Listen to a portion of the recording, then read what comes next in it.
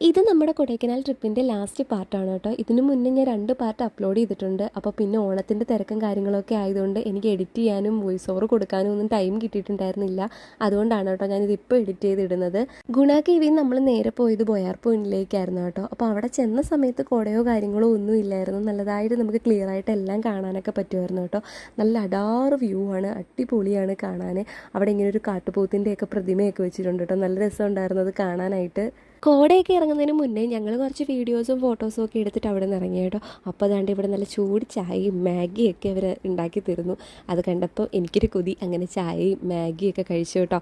നല്ല ടേസ്റ്റ് ഉണ്ടായിരുന്നു. നല്ല ചൂട് ചായയൊക്കെ എത്ര പെട്ടെന്നാണെന്നറിയോ തണുക്കുന്നത്, അത്രയ്ക്ക് തണുപ്പായിരുന്നു അവിടെ. ഞങ്ങൾ ചെന്ന സമയത്ത് വലിയ കോടയൊന്നും ഇല്ലായിരുന്നു കേട്ടോ, ചെറുതായിട്ടേ ഉണ്ടായിരുന്നുള്ളൂ. പക്ഷേ പിന്നെ നല്ല രീതിക്ക് കോട ഇറങ്ങാനായിട്ട് തുടങ്ങി. അടുത്തടുത്ത് നിൽക്കുന്ന ആൾക്കാരെ കാണാൻ പറ്റാത്ത രീതിയിൽ കോട ഇറങ്ങാൻ തുടങ്ങി കേട്ടോ.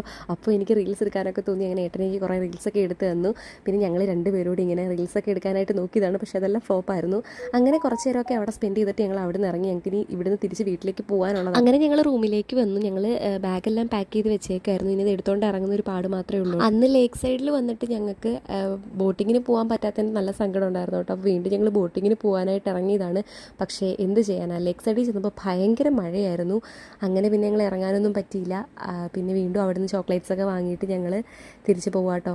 അങ്ങനെ കുറച്ച് സ്ഥലം അങ്ങോട്ട് ചെന്നപ്പോൾ ഞങ്ങളൊരു വ്യൂ പോയിന്റിൽ ഇറങ്ങിയിട്ടുണ്ടായിരുന്നു. വലിയ കാണാൻ കാര്യമായിട്ടൊന്നും ഇല്ലായിരുന്നു കേട്ടോ, അതുകൊണ്ട് ഞാൻ വീഡിയോസൊന്നും എടുത്തില്ല.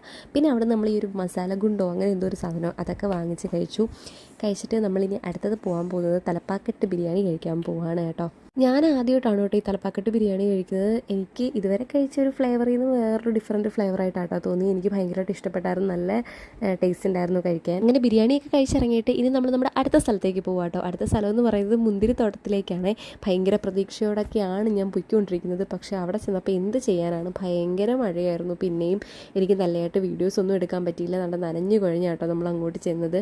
അവിടെ ഈ മുന്തിരിങ്ങയാണൊന്നും പറക്കല്ലേ എന്ന് അവരിങ്ങനെ എഴുതി വെച്ചിട്ടുണ്ട് കേട്ടോ. അപ്പോൾ ജസ്റ്റ് അതിൽ ടച്ച് ചെയ്തുകൊണ്ട് നമുക്ക് ഫോട്ടോസും വീഡിയോസൊക്കെ എടുക്കാവുന്നതേ ഉള്ളൂ.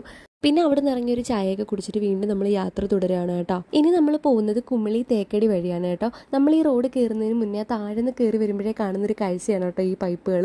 ഇതെന്ന് പറയുന്നത് മുല്ലപ്പെരിയാർ ഡാമിൽ നിന്ന് തമിഴ്നാട്ടിലേക്ക് വെള്ളം എത്തിക്കുന്ന പൈപ്പുകളാണ് കേട്ടോ. അപ്പോൾ അതിനെ പറയുന്ന പേര് പെൻസ്റ്റോക്ക് പൈപ്പുകൾ എന്നാണ്. പിന്നെ കുറച്ചധികം കിലോമീറ്ററോളം നമ്മൾ ഈ വനത്തിന് നടുക്കൂടെയാണ് കേട്ടോ പോകുന്നത്. അപ്പോൾ ആനയും പുലിയൊക്കെ കാണാൻ ചാൻസ് ഉണ്ടായിരുന്നു. പക്ഷേ നമ്മുടെ ഭാഗ്യത്തിൽ നമ്മൾ അങ്ങനെയുള്ള ജീവികളെ ഒന്നും കണ്ടില്ല. പിന്നെ തേക്കടിയിലോട്ട് കയറി കഴിഞ്ഞാൽ ഫുള്ള് തേയിലത്തോട്ടമാണ്. പക്ഷെ നമ്മൾ ഒരുപാട് താമസിച്ചിരുന്നു. നല്ല ഇരുട്ടായി തുടങ്ങിയിട്ടുണ്ടായിരുന്നു കേട്ടോ നമ്മൾ ആ വഴിയൊക്കെ വന്നപ്പോഴത്തേക്ക്. അതുകൊണ്ട് തേയിലത്തോട്ടമൊന്നും നല്ല രീതിക്ക് കാണാൻ പറ്റില്ല. പിന്നെ പോയത് വളഞ്ഞെങ്ങാനം വെള്ളച്ചാട്ടത്തിലേക്കാട്ടോ. അവിടെ ഇറങ്ങി കുറച്ച് വീഡിയോസും ഫോട്ടോസും ഒക്കെ എടുത്തിട്ട് നമ്മൾ അവിടെ നേരെ വീട്ടിലേക്കാണ് പോയത്.